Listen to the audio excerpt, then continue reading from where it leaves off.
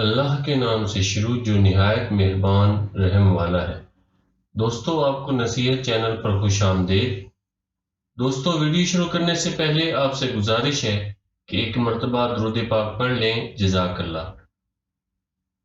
ناظرین، جیسا کہ آپ سب کو معلوم ہے کہ رمضان المبارک کا بابرکت مہینہ آنے والا ہے، تو آپ سے گزارش ہے کہ رمضان المبارک کے تشریف لانے سے پہلے اگر ہم کچھ تیاریاں کر لیں تو انشاءاللہ رمضان المبارک بڑے اچھے طریقے سے گزرے گا، اور اللہ پاک سے امید ہے کہ ہمیں یہ کام کرنے کا اجر بھی ملے گا۔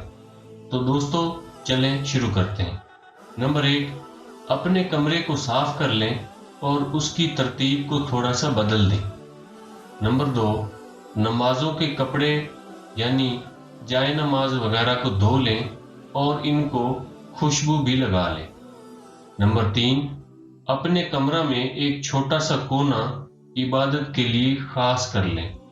نمبر 4، نماز کے کپڑے، جائے نماز اور قرآن مجید اسی کونا میں رکھ دیں اور اسی جگہ میں اللہ کو پکاریں اور گریہ وزاری کریں تاکہ وہ جگہ آپ کے حق میں قیامت کے دن گواہی دے۔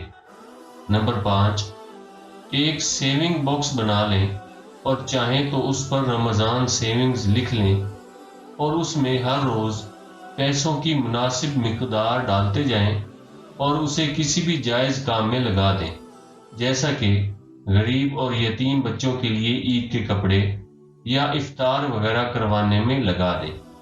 نمبر 6، کوئی صورت جو آپ کو محسوس ہو کہ وہ آپ کے دل کے بہت قریب ہے، آپ اس کے حفظ کے لیے اللہ سے عہد کر لیں تو آپ کو اس فضیلت والے مہینے میں وہ صورت یاد کرنے کا بہت بڑا اجر ملے گا انشاءاللہ۔ نمبر 7، کثرت سے استغفار کریں، اپنی حاجات استغفار سے شمار کر کے مانگیں، مثلا اللہ آپ کو صالح اولاد عطا فرمائے یا آپ کی پریشانی کو دور فرمائے وغیرہ وغیرہ، اور بہت سی ایسی چیزیں ہیں جن کا حل استغفار میں ہے۔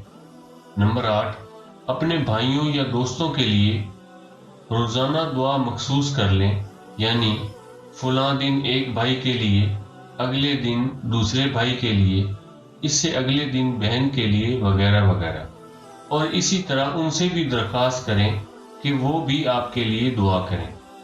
نمبر 9، قرآن کی خوب تلاوت کے ساتھ یہ نیت کرنے سے کہ آپ کم از کم 3 بار قرآن مجید مکمل ختم کریں گے، تو اگر نہ بھی ہو سکا تو بھی یہ نیت کرنے کی وجہ سے اور قرآن کے ایک ایک حرف پر 10 نیکیاں ملیں گی، اور رمضان میں اجر کتنے گنا ہوگا، لہٰذا موقع سے فائدہ اٹھائیں۔